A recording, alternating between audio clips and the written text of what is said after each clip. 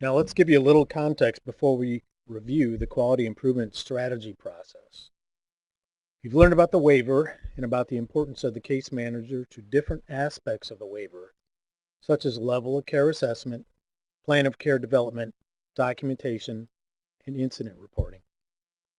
Now let's build on that information by turning to another vital aspect of the waiver and your role in that part.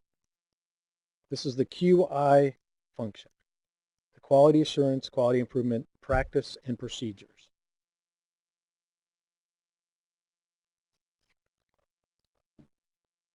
The quality improvement strategy, or QIS, is to assist us in protecting the safety and well-being of the individuals served and to assure that tax dollars are being utilized in a cost-effective manner. This is done through monitoring and oversight of programs and providers. The QIS is a big picture concept. We want to ensure that individuals are treated well and providers are following the rules and regulations that are, 1, designed to protect individuals, 2, that elderly individuals and their families have a mechanism for reporting suspected abuse or neglect, and that 3, service providers are delivering the service that they are being paid to deliver.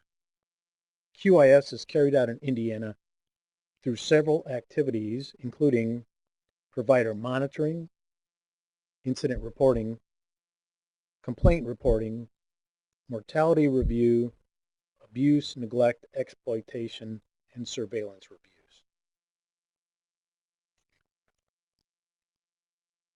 The QIS process is a required component of Medicaid waivers. It is to satisfy the federal government that we are monitoring aspects of the waiver that the federal government and the state of Indiana feel are important and have agreed upon. It is the result of established and evolving, changing policies and practices.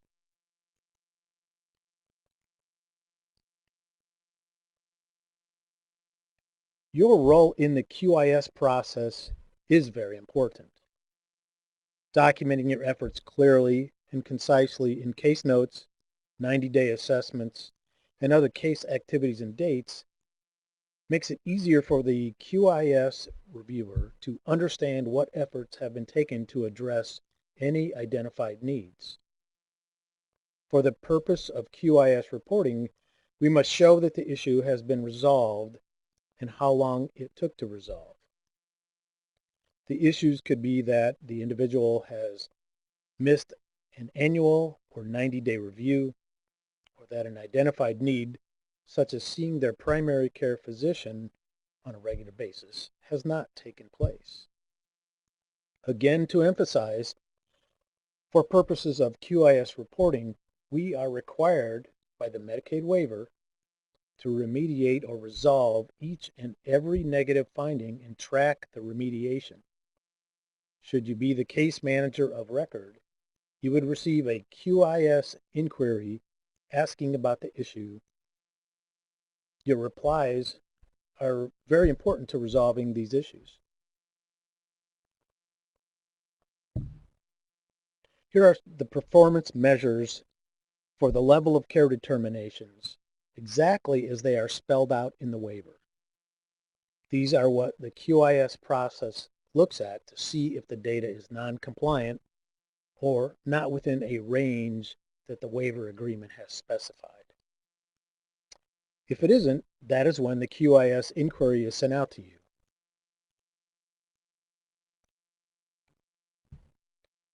Here are the performance measures for the plan of care as they are spelled out in the waiver.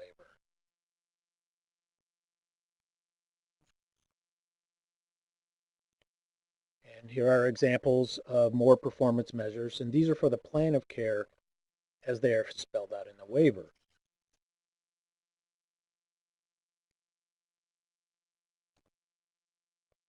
These are the performance measures for the health and welfare measures as they are spelled out in the waiver. These look at the data related to abuse, neglect, and exploitation. The QIS process also reviews related incident reports. The QIS process goes through a described discovery process in order to, one, review data reports to determine what individuals have non-compliant issues. Two, review each instance of non-compliance to determine if the issue has been resolved or if it needs to be further investigated, which is when you get the QIS inquiry. We look at case notes, 90-day assessments, and other data screens that may provide dates or information related to that issue and that performance measure. And if we are unable to determine clearly what was going on, we will send out inquiries to the case manager, and we record response time and how it was resolved for each non-compliant instance, and this is required by the federal government. Remediation, it really means resolved. So sometimes the remediation will mean that the case manager will be required to take action in order to resolve the issue. Resolving the issue is more than just a plan to resolve.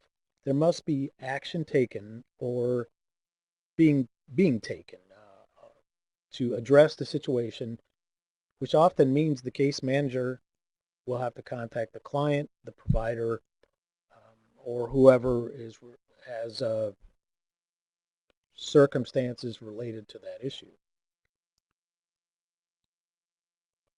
These are the contact information for those people in the quality improvement unit.